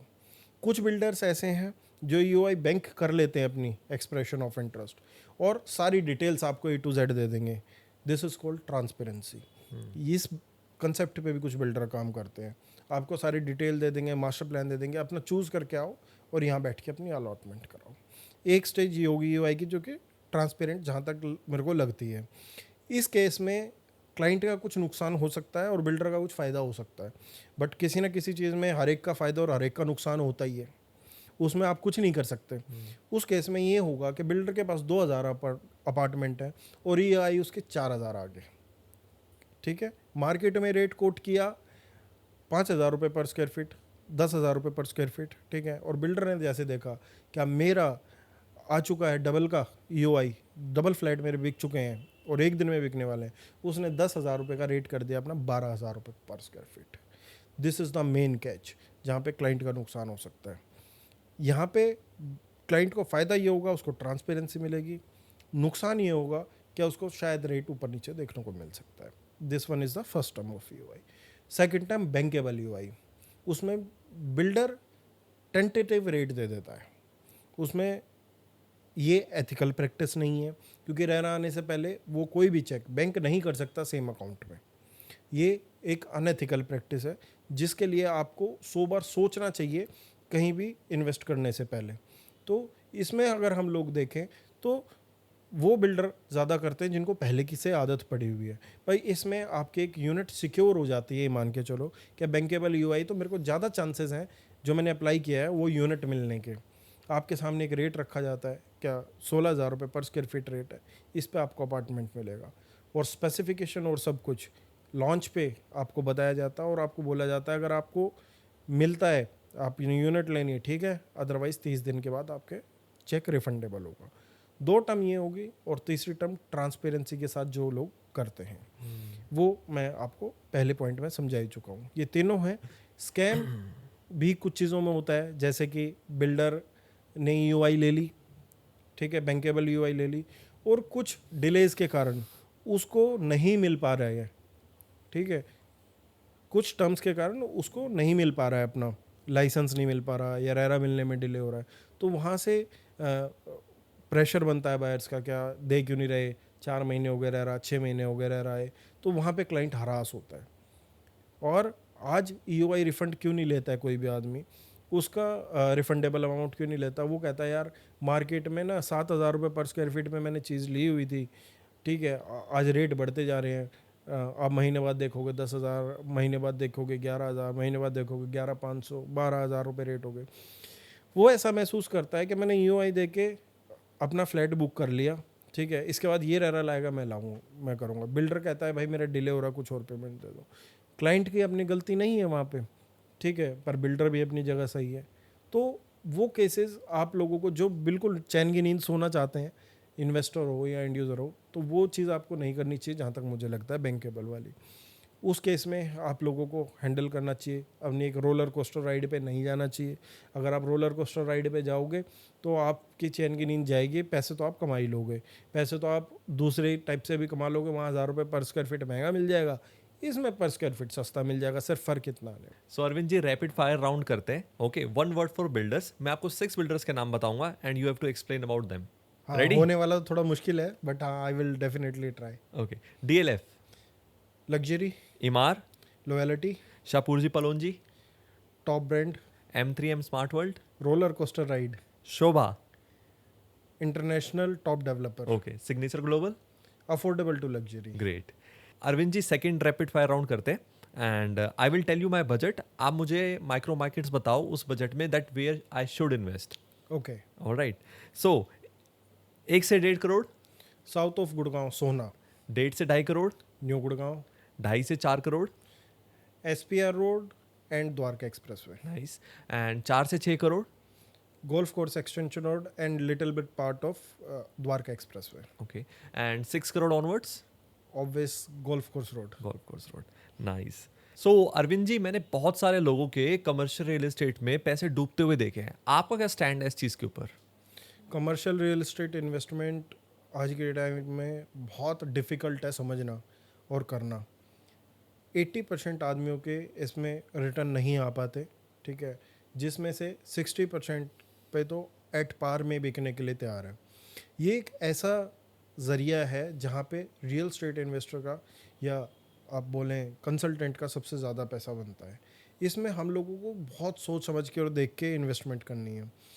कोई भी इन्वेस्टमेंट कमर्शियल रियल एस्टेट में गलत नहीं है जब तक वो सोच समझ के और एक होराइजन के साथ ना की जाए। इसमें 3 से 4 पॉइंट मैं आप लोगों को बताऊंगा। इसमें 3-4 कैटेगरी हैं गुड़गांव में जहाँ पे आप लोगों को देखना है और किस किस हिसाब से देखना है, वो सारी चीज़ें मैं एक्सप्लेन करूँगा। सबसे पहले है हाई स्ट्रीट रिटेल मार्केट, जहाँ पे मॉल्स नहीं हैं, मॉल्स मीन टू से जहाँ पे AC मॉल्स नहीं हैं, उनको हाई स्ट्रीट रिटेल बोला जाता है। सेकंड होता है मॉल्स हैं जो, ठीक है, जहाँ पे कमर्शियल शॉप्स होती हैं। तीसरी सोसाइटी शॉप्स हैं। चौथा ऑफिस स्पेस है। फिर उसके बाद इसको अगर मैं और एलेबरेट करूँ तो स्टूडियो अपार्टमेंट्स हैं। और लास्ट जो बट नॉट लीस्ट जो आता है अपना ऑफिस स्पेसेस है। तो ये इतनी टाइप की कैटेगरीज हैं जो आप लोगों को रियल एस्टेट में ज़रूर देखनी है जब भी आप इन्वेस्टमेंट कर रहे हैं। अब इसमें लोग फंस के रह जाते हैं। जिसने अपनी प्राइमरी इन्वेस्टमेंट रेजिडेंशियल में नहीं की हुई है अपनी जेब से, वो कमर्शियल मार्केट को गुड़गांव रियल एस्टेट में बिल्कुल भी इन्वेस्ट नहीं कर सकता। सबसे पहली चीज़, जो अपने आप को पैसिव इनकम के लिए तैयार कर सकता है उसको इस मार्केट में जाना चाहिए। दूसरी चीज़, तीसरा सबसे बड़ा पॉइंट ये है, क्या अगर आपने डाइवर्सिफाई नहीं किया कमर्शियल की तरफ भी, अगर रेजिडेंशियल आपके पास है 1-2 प्रॉपर्टी, तो भी आप अपना बहुत बड़ा नुकसान कर रहे हैं। तो जब भी हम लोग कमर्शियल की बात करते हैं तो गुड़गांव में हमेशा हाई स्ट्रीट रिटेल को बदनाम किया जाता है, बट उसमें बहुत बड़ी गलती है बिल्डर की, साथ साथ में बहुत बड़ी गलती है खरीदने वालों की भी। क्योंकि जब एक चीज़ की सप्लाई आप काउंट कर सकते हैं कि किस हिसाब से सप्लाई आ रही है, तो आपको एक्सेसिव सप्लाई में कभी भी नहीं जाना चाहिए, चाहे वो रेजिडेंशियल हो चाहे वो कमर्शियल हो। एक्सेसिव सप्लाई कैसे होती है? आज से बहुत साल पहले जब आप DLF गलेरिया का नाम सुनेंगे, ठीक है, तो आपको समझ आएगा क्या हाँ किस हिसाब से चीज़ें चलती हैं। बहुत से लोगों ने साइबर हब को कोट किया है बेचते वक्त, जो कि हाई स्ट्रीट रिटेल है, बट ये जो कोट किया जाता है ये बहुत गलत है। इसकी कोटेशन बिल्कुल सही होनी चाहिए मेरे को जहाँ तक लगता है। हाई स्ट्रीट रिटेल वो बिल्डर ज़्यादा बेच सकता है, वो ज़्यादा अच्छा बेच सकता है और वहाँ पे ज़्यादा रिटर्न आ सकते हैं जिसकी लीजिंग बहुत स्ट्रॉन्ग हो, और वो लीजिंग समझना हर एक के बस की बात नहीं है। तो हाई स्ट्रीट रिटेल में तो आपको स्पेसिफिक कौन सी शॉप है, कहाँ पे ली गई है और बिल्डर कितना कैपेबल है लीज़ करने के लिए, ये सारी चीज़ें अंडरस्टैंड करना बहुत ज़रूरी है। अदरवाइज़ तो आपके पैसे अटके और आप कभी निकल नहीं पाओगे उससे। दूसरा सेगमेंट आ जाता है मॉल का, जहाँ पे हाई स्ट्रीट रिटेल बनाने की होड़ लगी है गुड़गांव में आज की डेट में। अगर SPR पे जाओगे 4-5 मॉल मिलेंगे, एक्सटेंशन पे जाओगे तो 5-6 मॉल मिलेंगे। वहाँ पे बिल्डर बीच में ये सेगमेंट घुसाना भूल ही गए मॉल का। उसका रीज़न ये था मेंटेनेंस हाई रहती है, बट जब मेंटेनेंस हाई रहेगी तो लीजिंग भी हाई होती है, ये भी समझना बहुत ज़रूरी है। यही एक नया बिल्डर आया था रीच करके, जिसने सोना रोड पे किया अपना लॉन्च प्रोडक्ट। उसने एक भी इंच अपना बेचा नहीं, जिसमें कि इन्होंने रीच का एरिया मॉल और साथ साथ में कमर्शियल ऑफिस स्पेस कमर्शिया के नाम से लॉन्च किया है। कमर्शिया में इन लोगों ने कुछ पार्ट अब बेचा है बाद में। आज आप वहाँ पे जाके देखोगे तो आपको वहाँ पे गाड़ी भी खड़ी करने की जगह नहीं मिलती सैटरडे संडे को, बिकॉज जो ब्रांड्स आई हैं वहाँ पे वो रेवेन्यू शेयरिंग पे आई हैं। बिल्डर ने बहुत अच्छा अर्न किया है उससे, ठीक है, बेचा एक इंच भी नहीं है, बहुत ज़्यादा लीजिंग अच्छी की है, not even single inch is empty. तो इस टाइप का कंसेप्ट आपको देखना है कि मैं कहाँ पे ग्रैब कर सकता हूँ। अगर आप जाके फिर दोबारा से 10 जहाँ मॉल खड़े हैं हाई स्ट्रीट के उसमें जाके इन्वेस्टमेंट कर लोगे तो you are nowhere, your investment should be stuck.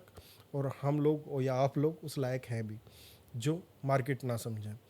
तो मेरे को सचिन ये भी लगता है कि इस पॉडकास्ट में जो मैं आज आपके सामने बैठा हूँ, गुड़गांव रियल एस्टेट के कोई भी आदमी कितने भी पॉडकास्ट देख ले, जो इस पॉडकास्ट को सिंगल देख लेगा वो इस चैनल को ये हमेशा याद रखेगा और हमेशा मुझे याद रखेगा। इतना इंसाइट जो मैं दे रहा हूँ वो बहुत काम का आएगा जो आगे आने वाला है।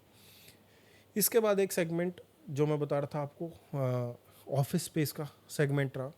ऑफिस स्पेस में हर एक जगह प्राइस इंक्रीज हुए हैं। मिस कोटेशन की गई लोगों की तरफ से कि ऑफिस स्पेस में प्राइस इंक्रीज नहीं हुए हैं। सिर्फ प्राइस इंक्रीज वहाँ नहीं हुए हैं जहाँ पे जनसंख्या ही नहीं है अभी। आप ये बताओ, आज आपने यहाँ पे ऑफिस किया हुआ है तो आपको यहाँ पे आने के लिए मेट्रो, बस, ऑटो कुछ तो चाहिए। बिल्कुल। अगर आप इकलौते वहाँ पे जाके खड़े कर दोगे ऐसे मॉल में तो कौन वहाँ पे अपना ऑफिस खोलना पसंद करेगा? कोई भी नहीं। कोई भी नहीं खोलना पसंद करेगा। ये एक मेन फेलियर था। गोल्फ कोर्स एक्सटेंशन रोड पे जो भी ऑफिस स्पेस हैं, अगर रेजिडेंशियल हुआ है तो ऑफिस स्पेस ने भी डबल से ट्रिपल का अप्रिशिएशन दिया है। जो होल्ड करते हैं वो समझते हैं, जो होल्ड नहीं करते वो नहीं समझते। इसमें भी एक कैटेगरी है, अगर आपने पूरी फ्लोट प्लेट एक बिल्डर ने दी है और उसको लीज कर दिया बिल्डर ने, ठीक है, और आप फिर उसमें से टुकड़े टुकड़े खरीद के वर्चुअल खरीद रहे हो, दो ही कंसेप्ट होते हैं, एक तो वर्चुअल स्पेस, एक लोकेबल। ये भी वही कामयाब हुए हैं ज़्यादातर जो कि टिकट साइज़ 1200 स्क्वायर फीट तक था और जो लोगेबल रहा है। मैं हमेशा सजेस्ट करता हूँ कि आप जब भी इन्वेस्टमेंट इस टाइप की करें तो इन चीज़ों को ध्यान में रख के करें। आप लोगों को कभी भी वर्चुअल स्पेस में ज़्यादा एंटर होने की ज़रूरत नहीं है। चाहे तो आपने कहीं पैसा डाल दिया और आप कहते हो मेरे को 6% की रिटर्न आ रही है और मेरे में तो आके पैरागॉन बैठ गया, मेरे में तो आके लिबर्टी बैठ गया, मेरे में तो आके XYZ कंपनी बैठ गई, जोमेटो बैठ गई, तो मैं निश्चिंत हूँ। चाहे तो आपके पास पूरी फ्लोर प्लेट हो या तो आपके पास उस टाइप का हो जहाँ एक स्मॉल एंटरप्रेन्योर आके अपना ऑफिस पे सेटअप कर सके, तो वहाँ से आपकी लीज इंक्रीज होती जाएगी और चीज़ें आपकी बहुत अच्छी चलती जाएंगी। और एक सेगमेंट है SCO प्लॉट्स, बहुत बुरी तरह फेल होने वाले हैं। गुड़गांव रियल एस्टेट में SCO प्लॉट्स बुरी तरह फेल इसलिए होने वाले हैं क्योंकि जहाँ पे जनसंख्या नहीं बसती, जहाँ पे लोग नहीं हैं, वहाँ पे प्लॉट इतने बेचे गए हैं, इतने बेचे गए हैं क्या जिसकी कोई इंतहा नहीं। आज लोग बोलते हैं कि जी यहाँ से निकलते ही तो दिल्ली आ जाता है इन प्लॉट्स के बाद। दिल्ली के आदमी थोड़ी SCO प्लॉट सारे खरीद के और सब कुछ कर लेंगे। लोगों को इतने अंधे माथे बेचा गया, ठीक है, बट उसमें भी 50-60% ऐसे प्लॉट्स हैं जहाँ पे आज आपको 2-2.5-3 करोड़ में प्लॉट मिल जाता है। आप एक बात सोचें, आज जहाँ पे 1.5 लाख रुपए पर स्क्वायर यार्ड का रेट है, वहाँ पे आपको 3 लाख रुपए में अगर मिल जाता है SCO प्लॉट्स और उसको बना लेते हैं तो आपकी कितनी अच्छी रिटर्न होगी। तो ये सेगमेंट ऐसे हैं जो आपको बिना एक्सपर्ट के आपने एडवाइस करा, बिना एक्सपर्ट के आपने ख़रीदा, तो आप फंसे ही फंसे। आप लोगों को कोई भी नहीं निकाल सकता इस दलदल से। आप लोगों को दलदल से बचना है तो आप लोगों को ध्यान रखना पड़ेगा। कमर्शियल रियल एस्टेट इन्वेस्टमेंट बहुत अच्छा करेगी गुड़गांव में, और आप लोगों को इस सेगमेंट और चीज़ें जानना बहुत ज़्यादा इम्पोर्टेंट हो जाता है, ठीक है। आपको अपना पोर्टफोलियो डाइवर्सिफाई करना चाहिए, कमर्शियल लेनी चाहिए, बट अंधे माथे जाके खरीद लोगे तो कोई भविष्य नहीं। ऐसा ही एक और है, अब एक बिल्डर ने लाइन लगा के बेचा है अपना प्रोडक्ट स्टूडियो अपार्टमेंट का, ठीक है, जो बेचते भी नहीं थे वो भी आ गया है कि यहाँ पे रेंटल यील्ड बहुत अच्छी आ जाएगी, बहुत अच्छी आ जाएगी। वो उनसे अगर पूछा जाए किसी भी आदमी से जिसने खरीदा है बेचा है, क्या इस बिल्डर ने इंच भी लीज़ किया है गुड़गांव में? लीज़ किया है क्या? उस पैरामीटर्स पे वो बिल्डिंग खरी उतरेगी क्या? उसने प्रॉपर सर्विस अपार्टमेंट में अपना एक एरिया दिया है, वेटिंग एरिया, क्या वहाँ पे होटल का सेटअप हो सकता है? ठीक है, सिर्फ और सिर्फ ये बोलना क्या यहाँ पे को लिविंग चल जाएगा, ठीक है, ये बहुत गलत है, ठीक है। हाँ, हर एक चीज़ चलती है, हर एक चीज़ का क्राइटेरिया होता है, जिस लोकेशन पे जो चीज़ है उसका अप्रिसिएशन देख के लेना है। आज जो भी कमर्शियल में, हाई स्ट्रीट में, ऑफिस स्पेस में इन्वेस्टमेंट करेगा विदाउट लीजिंग, अगर अच्छी दुकान ली है तो भी 5-7 साल का होराइजन रखना पड़ेगा, अदरवाइज़ मत करो, ठीक है। अगर आप लोग करोगे तो फिर आप अपनी देखो कि किस हिसाब से चलेगा, किस हिसाब से नहीं चलेगा। पर मेरा क्लियर कट सजेशन यही है, कमर्शियल रियल स्टेट इन्वेस्टमेंट कोई बुरी नहीं है, पर आपको देख के और सोच समझ के रियल स्टेट इन्वेस्टमेंट करनी है। नहीं करोगे तो आप अटकोगे। ये मैं लिख के दे सकता हूँ हर एक आदमी को। ये आप लोगों को इसलिए हम लोगों की ज़रूरत पड़ती है क्योंकि हम ही उन चीज़ों को देख सकते हैं, हम ही ऑब्जर्व कर सकते हैं। आज मैं 12-13 साल से एक एक गली जानता हूँ गुड़गांव की, तो इसी वजह से मैं आप लोगों को कॉन्फिडेंस से कोई भी चीज़ बोल सकता हूँ। अदरवाइज़ मेरे अंदर कॉन्फिडेंस नहीं होगा बोलते वक्त, ठीक है। मेरे चेहरे पे कहीं ना कहीं शिकन दिखेगी आपको, बट जिस आदमी के अंदर कॉन्फिडेंस होता है, जो आदमी आप लोगों को क्लियर कट सजेस्ट करता है, ठीक है। वैसे तो यूट्यूब पे सच्चाई बोलने में मैंने देखा है कि कोड़े पड़ते ही हैं लोगों को, ठीक है। 10 अगर मैं चीज़ें बोल रहा हूँ, ठीक है, 10 में से आदमी पहले ये सोचता है कि मैं इसकी कहाँ कमी निकालूँ। वो अपनी तरफ नहीं देखेगा, वो ये ज़रूर देखेगा इसकी कहाँ कमी निकालूँ। मेरी हर एक आदमी परफेक्ट नहीं होता, हर एक आदमी के अंदर कमी तो है, निकाल ले जाओगे मिल ही जाएगी। बिल्कुल। पर तुम्हें कहाँ वैल्यू ऐड हो पा रही है उस चीज़ की, ये तो देखो। तुम्हारे पास वैल्यू ऐड होनी चाहिए ना चीज़ की, मेरे पास तो मेरी वैल्यू ऐड है, आई नो बेटर, ठीक है। क्या पर्सपेक्टिव अपना मार्केट में लेके आ रहा हूँ, मैं आज इन्फ्लुएंसर हूँ, ठीक है, तो मैं अपने बेस पे हूँ। चाहे आप मेरे से प्रॉपर्टी नहीं खरीदे, दूसरे ने खरीदी। बहुत से लोग जब मार्केट शुरू हुई थी तो बैठे रहते थे सिर्फ ये बोलने पे क्या मार्केट की क्या कमी है। आज गुड़गांव का सबसे बड़ा बेड़ा गर्क किया गया है लोगों का। तो 2019 से 20 तक जो बैठ के बोलते थे क्या मैंने प्रॉपर्टी नहीं खरीदनी, ये इसलिए मत खरीदो, ये इसलिए मत खरीदो, उन लोगों ने बेड़ा गर्क किया है। जो 8,000 रुपये 9,000 रुपये पर स्क्वायर फीट मिलती थी, सारी 15-20 हज़ार रुपये होगी, ना तो प्रॉपर्टी ले पाए और अब वो अपनी फ्रस्ट्रेशन निकाल रहे हैं। सभी लोगों से गुजारिश यही है कि जो मार्केट चलती है उस मार्केट में आपको एंटर करना बहुत ज़्यादा ज़रूरी है। आप पैसे खोओगे तो नहीं, बट पेशेंस होनी तो रियल स्टेट में ज़रूरी है। आपकी दादा लाई ज़मीन बोलते हैं हमारे हरियाणवी में, दादा लाई ज़मीन में किसके पैसे कम हुए हैं आज तक बताओ? किसी के नहीं, एक आदमी तो बताए कि किसके पैसे कम हुए हैं मुझे बैठ के, किसी के नहीं हुए। हुए हैं। तो ऐसे ही आप रियल स्टेट को क्यों नहीं देखते हो? क्यों आप ट्रेडिंग के माध्यम से देख रहे हो? कसूर शेयर मार्केट का भी है, आने वाले टाइम में बहुत बड़ी है। तो ट्रेडर्स आके यहाँ पे सोचते हैं क्या भाई मैं तो क्लिक करके ही और प्रॉपर्टी बेच दूँ और क्लिक करके ही पैसा बना लूँ। वो मार्केट नहीं है, मार्केट इज़ रियल, जब भी इसको रियल स्टेट बोला जाता है। कुछ भी चीज़ खरीदो बढ़ेगी, ठीक है। इसका मतलब ये नहीं है आपने जाके हाई स्ट्रीट के अंदर वाली दुकान खरीद ली, बिल्डर उसको लीज नहीं कर रहा है, वो 10 साल भी नहीं बढ़ेगी, ठीक है। ओवर सप्लाई कोई चीज़ खरीद ली, वो 10 साल भी नहीं बढ़ेगी, ठीक है। कंस्ट्रक्शन क्वालिटी बिल्डर की पहले देखी हो, वो जीरो है, वो चीज़ खरीद लो फिर भी नहीं बढ़ेगी। But you must consider a real estate. आपको वो चीज़ देखनी है, समझनी है और जाननी है। आपके पैसे एक्सपोनेंशियली ग्रोथ होंगे, ये मैं प्रॉमिस करता हूँ आप लोगों के साथ। रेंटल आपकी जेब से बाहर जाएगा, ये मैं आज ही बोल रहा हूँ, ठीक है। और फिर SIP आपके रेंटल नहीं भर पाएगी, ठीक है। क्योंकि अगर फ्लक्चुएट रियल स्टेट होगा तो फ्लक्चुएट वो भी होगी। कोई भी गारंटी नहीं दे रहा क्या आपके 100 के में 200 हो जाएंगे, ठीक है। ना यहाँ पे दे सकता ना वहाँ पे दे सकता। सर गुड़गांव में रेरा का क्या रोल है एंड क्या फेयर काम करता है ये?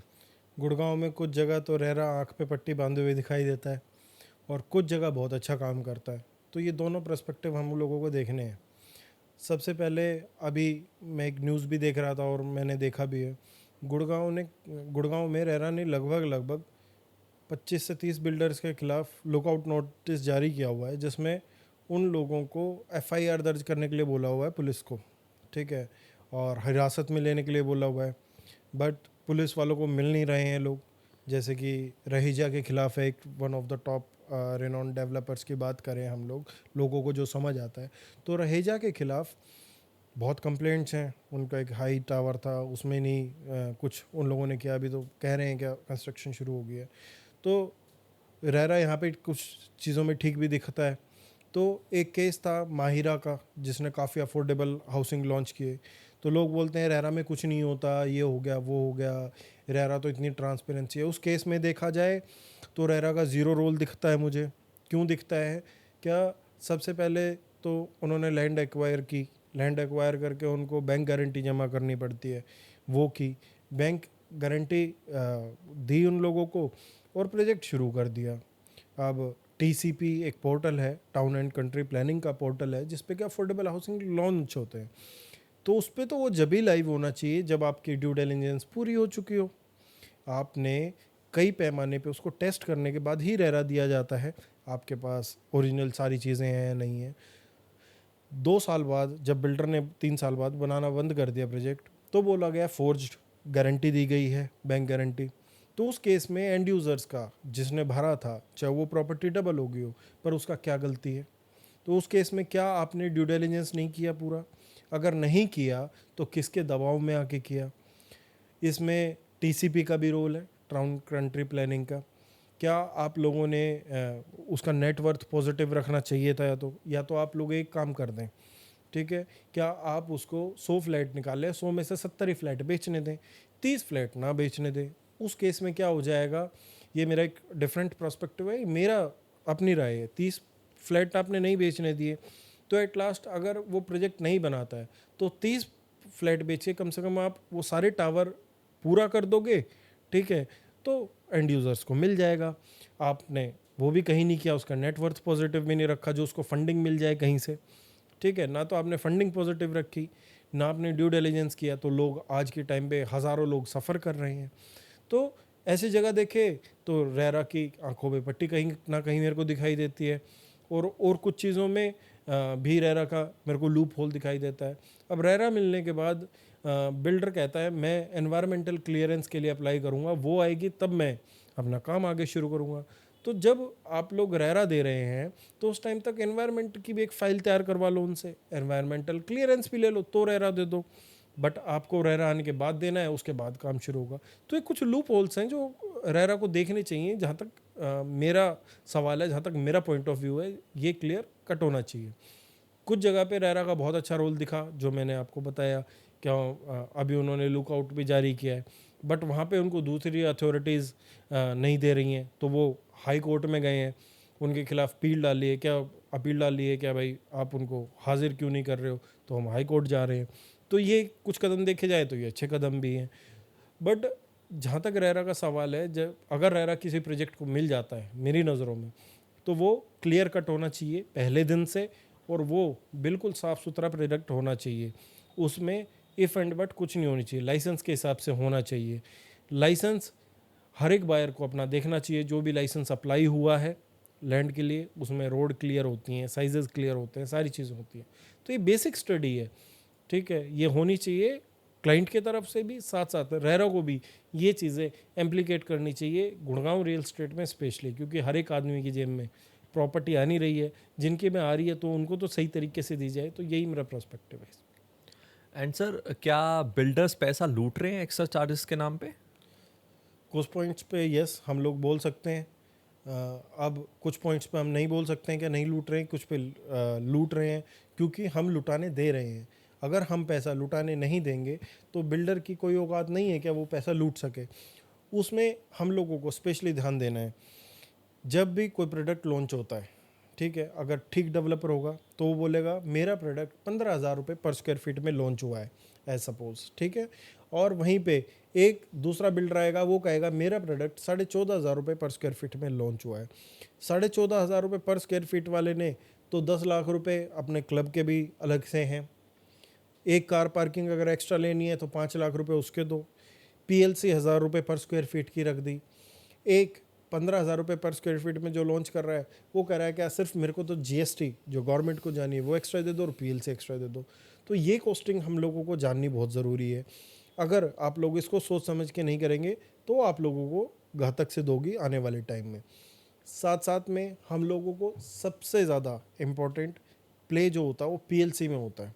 लोग बसते हैं क्या, हमारी कम पीएलसी वाली यूनिट हो, प्रेफर्ड लोकेशन चार्जेस होते हैं एक, जो कि हर एक बिल्डर लेता है अपनी प्रीमियम यूनिट को, बोलता है कि भाई 1,000 रुपये महंगी, फिर थोड़ी कम प्रीमियम को 500, फिर थोड़ी सी कम को 200 रुपये है, और कुछ यूनिट्स में चार्जेस नहीं होते। तो जितना आप प्रीमियम फ्लैट लोगे कल को आपको उतना फ़ायदा मिलेगा। तो पीएलसी घाटे का सौदा नहीं है, बट ये देखनी है कि कौन बिल्डर कितनी ले रहा है। अभी पॉडकास्ट में ही मैंने एक एटीएस का नाम लिया था, 200-300 रुपये पीएलसी थी। क्या हर एक बिल्डर नहीं ले सकता? ले सकता है, पर बिल्डर 1000 रुपये भी चार्ज कर रहे हैं। ठीक है, तो वो रेट कहीं ना कहीं आपको 14,500 वाला तो पड़ रहा है 17 का, और जो 15,000 रुपये वाला लॉन्च है वो पड़ रहा है 16-16,500 का। ये एक बेसिक स्टडी है जो आपका कंसल्टेंट काम करता है आपके लिए। तो जो आपको लुटवा रहा है, ठीक है, आपको उसके साथ जाना है या जहाँ से आप लुटने से बच रहे हो उसके साथ जाना है, ये आपको तय करना है अपनी गणित में। कोई भी आदमी किसी की भी आंख में पट्टी बांध के पूरी कैलकुलेशन नहीं दे सकता। ठीक है, जब आप अलॉटमेंट पे होंगे कहीं पे भी या कुछ भी होंगे तो एग्जैक्ट फिगर आपके सामने होगी। कुछ बिल्डर्स जो ट्रांसपेरेंट है, शोभा जैसे, टाटा जैसे, शाहपुर जी जैसे, ठीक है, इसमें आपको पहले कॉस्टिंग सारी दे दी जाती है, क्या आपको ये सारे चार्जेस इंक्लूडिंग होंगे, तो आपके लिए उसको देखना और आसान हो जाएगा। ठीक है, आपके लिए वो समझना आसान हो जाता है कि मेरे को पर square feet all inclusive including 1 साल की और मेंटेनेंस, भाई इतने में ही पड़ रहा है, उसमें मेंटेनेंस भी शामिल नहीं है। उसमें आपको आईएफएमएस का आजकल कोई नाम ही नहीं ले रहा, सब जीएसटी पीएलसी एक्स्ट्रा बोल देते हैं। ये होता है इंटरेस्ट फ्री मेंटेनेंस सिक्योरिटी, उसका कहीं नाम नहीं आज कॉस्ट शीट में। पहले उसको एक्स्ट्रा चार्ज माना जाता था, आज कोई बात ही नहीं करता उसकी। सबके जो 50, 100, 150 रुपये पर स्क्वायर फीट है वो सबके पोजीशन पे जाने हैं, पर आज क्यों नहीं बात कर रहा है? क्या वो प्रॉपर्टी कॉस्ट में इन्वॉल्व नहीं है? वो भी एक इन्वॉल्वमेंट है। तो एक्स्ट्रा चार्जेस के नाम पे आपको रेजिडेंशियल में तो ये सब देखना है। कमर्शियल में कभी भी आपको पीएलसी नहीं बताई जाएगी। आपको 18,000 रुपये, 25,000, 30,000 पर स्क्वायर फीट दिया जाएगा रेट। फिर वहाँ पे बैठ के बिल्डर अपने हिसाब से आपको पीएलसी लगा देगा, क्या इसमें 10% की पीएलसी, 15 की।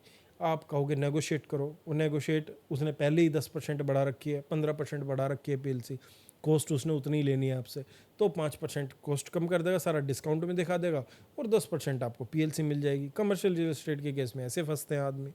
तो एक्स्ट्रा चार्जेस जो भी ओवरहेड चार्जेस जिनको बोलते हैं, जो भी है आपको क्लियर कट होना चाहिए पहले दिन से।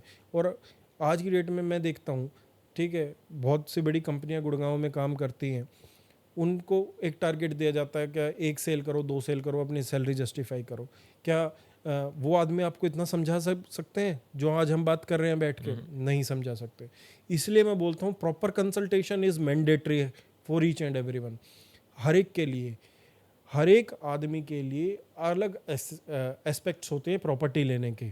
हर एक आदमी के लिए अपना पॉइंट ऑफ व्यू होता है, हर एक आदमी का अलग नज़रिया, अलग तरीके का केस होता है। अब डॉक्टर के पास जाके आप कहोगे क्या मेरे तो सिंपल सिर दर्द है, मेरे को भी सैराडोन दे दो, वो कहेगा मेरे बुखार है, मेरा भी सैराडोन से उतर जाएगा। नहीं उतरेगा हर एक का बुखार सैराडोन से। ठीक है, क्या पता आपके दिमाग में क्या चल रहा हो। आप डॉक्टर को पैसे दे के आओगे ना, जो नहीं देते वो आखिरी में पछताते हैं। तो ऐसा ही रियल स्टेट है, ये एक ऐसा रोग लगा दिया आदमियों के, क्या आपने पैसा लिया, कमाया, ना ओवरहेड चार्जेस पता, ना कुछ पता। एजुकेशन बहुत ज़्यादा इंपॉर्टेंट हो गई आज रियल स्टेट में। मैं स्पेशली बेचने पे कम फोकस है मेरा, ठीक है, शायद इसीलिए मेरे पास दुनिया से कम पैसे हों, इसलिए मेरा थोड़ा ज़्यादा बड़ा ऑफिस ना हो, इसलिए मेरे पास सेल्स स्टाफ 6 से 7 ही हो। क्या मेरा कस्टमर ओरिएंटेड काम हमेशा रहता है, तो इसलिए ओवरहेड चार्जेस आप लोगों को पार्ट में ब्रेक करके और फिर देखने हैं। अगर आप सीधा ही लेने निकल जाओगे कोई भी चीज़ें without any consultation, it leads to a dump. आप लोग डंपिंग साइड पे जाके खड़े हो जाओगे, आपको वो नहीं करना है। ठीक है, गड्ढा खुदता है किसी भी प्रोजेक्ट का, उसी में ही एप्रिसिएशन मांगने लगते हैं लोग। ये सारी चीज़ें, ओवरहेड चार्जेस उसका एक पार्ट है। 13,500 रुपये पर स्क्वायर फीट लॉन्च हुई प्रॉपर्टी आज 17,000 लोगों को पड़ रही है, because they are not educated enough. आप लोगों को एजुकेशन ज़रूरी चाहिए, आप लोगों को पता होना चाहिए मैं किस चीज़ के कितने पैसे दे रहा हूँ। एंड सर, वो कौन लोग हैं जो गुड़गांव में इतना महंगा रियल एस्टेट खरीद रहे हैं? क्या वो एनआरआई हैं? एनआरआई का अलग बिल्कुल कंसेप्ट है गुड़गांव में। गुड़गांव में जो प्रॉपर्टी खरीदने वाले हैं वो आज की टाइम में, मैंने पहले भी बताया, कंसेप्ट खरीदने वाला आदमी ज़्यादा है। एनआरआई आज हम लोग जैसे 100 करोड़ की, हमने एक फ्लैट की बात की थी पहले डीएलएफ कमेलियास की, वहाँ पे मैं कहता हूँ लॉन्च आज से 7-8 साल पहले वहाँ पे 25 करोड़ का फ्लैट था। जिसने 25 करोड़ का फ्लैट खरीदा, एनआरआई था, पैसे की हमारी वैल्यू क्या थी उस टाइम पे, 35-40 रुपए डॉलर की वैल्यू थी। किसी ने इन्वेस्ट करा 25 करोड़ रुपए अपने यूएसडी डॉलर्स के हिसाब से, ठीक है। आज यूएसडी डॉलर की कीमत क्या है, 82-83 रुपये लगभग, exact figure I don't know, तो यही होगी। उसका पैसा अगर यहाँ पे कैपिटल अप्रिशिएट नहीं हुआ तो उसका पैसा तो डबल हो गया। बिल्कुल आप तो इस बात से एग्री करोगे, बिल्कुल। ये उसका पैसा डबल हो चुका, और आज प्रॉपर्टी 100 करोड़ रुपए की हो चुकी। अगर 100 करोड़ की किसी ने खरीदी है तो रीसेल की है, वो सेकेंडरी मार्केट डील है, बिल्डर ने नहीं, ऐसा नहीं है कि बिल्डर ने बढ़ा के बेच दिया, वो कर दिया। वो पता है मैं क्या दे रहा हूँ, हर एक आदमी को अपनी वैल्यू पता है, तो वो उस हिसाब से चलता है। अगर हम आज की डेट में देखें तो एनआरआई का इसीलिए सबसे बड़ा रोल है। अब गुड़गांव में आप बोल रहे हो कौन खरीद रहे हैं, पंजाब से एनआरआई जा रहा है, हरियाणा से लोग जा रहे हैं, एनआरआई हैं, अपने नॉर्थ से सब हैं, ठीक है। आदमी उत्तर प्रदेश से जा रहा है, आदमी आपके इधर से जा रहा है, राजस्थान से जा रहा है। उसकी एस्पिरेशनल सिटी कहाँ, उसके बच्चे आने वाले टाइम में कहाँ जॉब कर रहे होंगे, जिसके अच्छे पढ़े लिखे बच्चे होंगे, और वो इंडिया में होगा, तो आप खुद बताएं इस चीज़ का आंसर। गुड़गांव में कर रहे होंगे। उत्तर प्रदेश वालों का फिर भी एक पॉइंट रह सकता है नोएडा का, ठीक है, बट वहाँ की वैल्यू और यहाँ की वैल्यू टोटली डिफरेंट है। वहाँ का एक एस्पिरेशन है मिडिल क्लास आदमी, यहाँ का एस्पिरेशन लग्जरी है। एनआरआई को इतना पैसे से फ़र्क नहीं पड़ता। एनआरआई को पैसे से फ़र्क इसलिए नहीं पड़ता क्योंकि उसको वैल्यू पता है, और उसी वैल्यू ने गुड़गांव के मार्केट को यहाँ से और यहाँ तक का सफ़र तय करने दिया है। ये सबसे ज़्यादा इम्पोर्टेंट है आज की रेट में जानने के लिए कि खरीद कौन रहा है। एनआरआई तो खरीद ही रहा है। गुड़गांव का एक ये जोग्राफिकल ऐसा है कि यहाँ पे पैसे वाला आने से रुकेगा नहीं, चाहे कोई कितनी बोलते हैं, मैं हरियाणा में बोलूँगा फिर छाती पीट लो, कितनी भी रुकेगा नहीं। इसके पीछे रीजंस है। NRI is the basic reason, जो कि जिनके बच्चे आने वाले हैं, रिटायरमेंट पे लोग आ रहे हैं, वो रिटायरमेंट का पैसा कहाँ ले जाएंगे, अपनी सिटीज़ में रखेंगे या यहाँ लेंगे, ठीक है। उनके बच्चे आने वाले टाइम में उनको पता है, चाहे तो गुड़गांव में जॉब कर रहा है ऑलरेडी, या करेगा, अगर जो कर रहा है या करेगा तो कहाँ जाएगा, वो गुड़गांव में लेगा, ऑब्वियस सी बात है। उसका रेवेन्यू गुड़गांव में ज़रूर आएगा अगर वो प्रॉपर्टी नहीं लेगा। कोई आदमी गलती कर रहा है, जो नहीं ले रहा, गलती से प्रॉपर्टी नहीं लेगा तो रेवेन्यू का पार्ट ज़रूर बनेगा रेंटल दे के।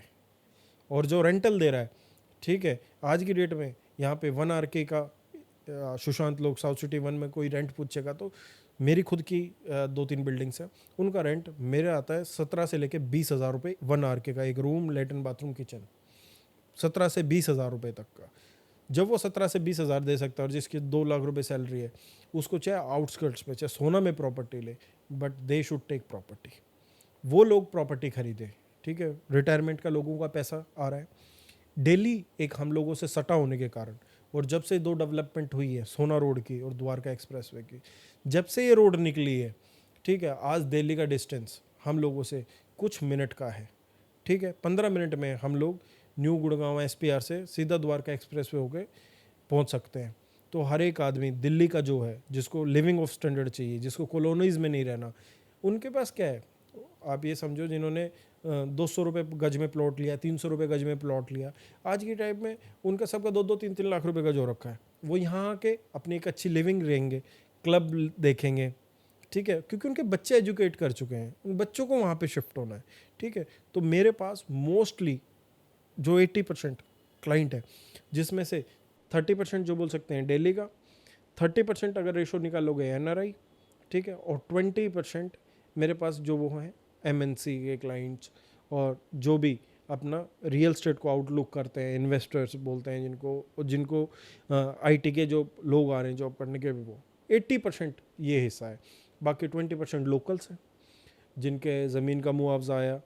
आज के टाइम में सबको पता है एग्रीकल्चर आज किसी की बिकती है। अभी हमारे गांव में एक की ज़मीन बिकी थी करीबन 50 करोड़ की, तो they have given me open handed, क्या आप अरविंद भाई, डागर भाई, करो इसको, कैसे करना है कैसे नहीं करना।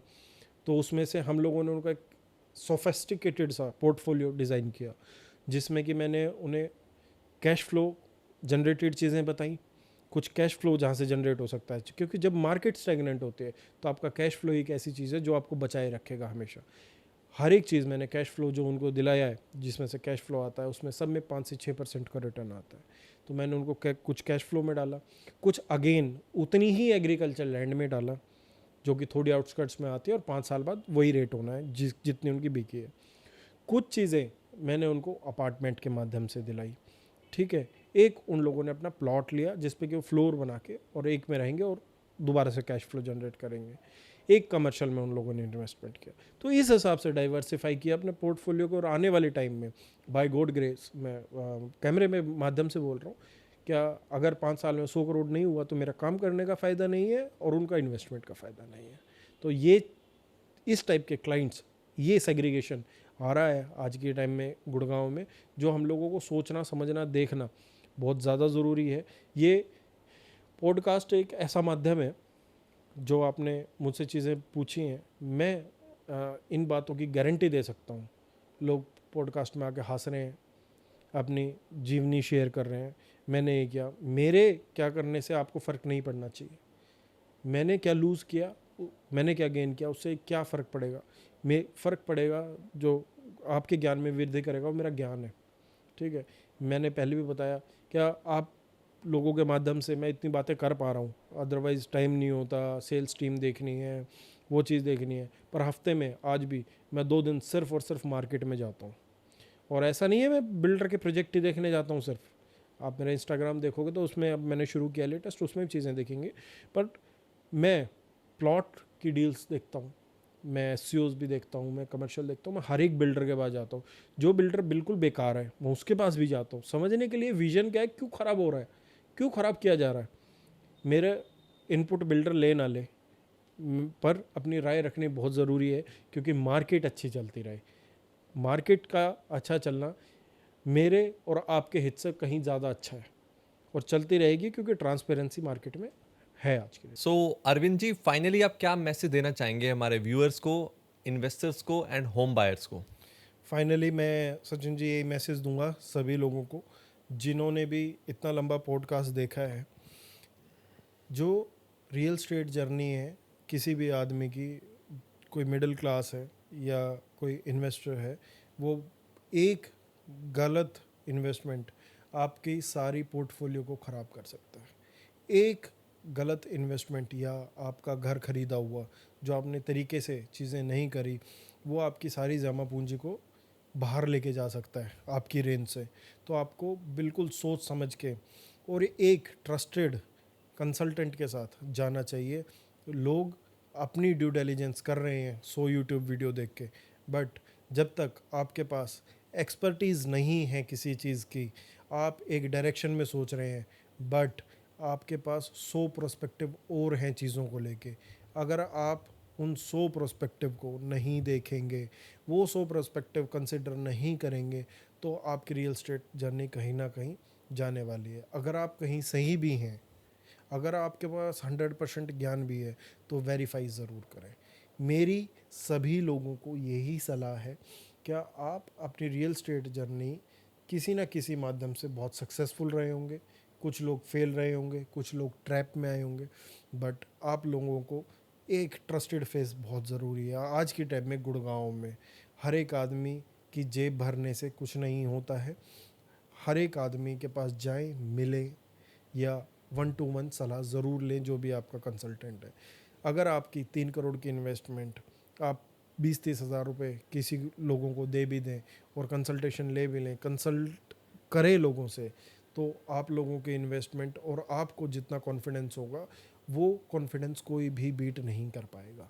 जहाँ तक मेरा सवाल है, मेरा फाइनल कंक्लूजन यही है, क्या सभी लोग अच्छे इन्वेस्टमेंट करें, अच्छी तरह ग्रो करें, और कोई भी सेगमेंट ख़राब बन के ना देखें, उसको स्टडी करें। अगर आप लोग रियल स्टेट कंसल्टेंट भी हैं, जो भी ये पॉडकास्ट देखा है जिसने, रियल स्टेट कंसल्टेंट भी हैं, तो आप लोगों को इन चीज़ों में जहाँ पे ज़्यादा कमाई है उनमें फंसाने की ज़रूरत नहीं है। आप लोगों की ज़िंदगी में बहुत सी ट्रांजेक्शन्स आएंगी, बहुत ट्रांजेक्शन करेंगे आप लोग, जहाँ पे आपको कमाने का मौका मिलेगा। आप एथिक्स के साथ प्रॉपर्टी बेचेंगे, पर अगर कम भी कमा लेंगे तो कम से कम लोगों का, आप लोगों के साथ हमेशा एक ट्रस्ट बिल्ड होगा। तो वो मैंने ज़िंदगी में चीज़ें देखी हैं, तो मैं लोगों को यही कहूँगा कि आप थोड़ा सा अपना ड्यू डिलिजेंस करें चीज़ों को लेके और उसी हिसाब से जाएं। बाकी आप लोगों के साथ बात करके बहुत अच्छा लगा।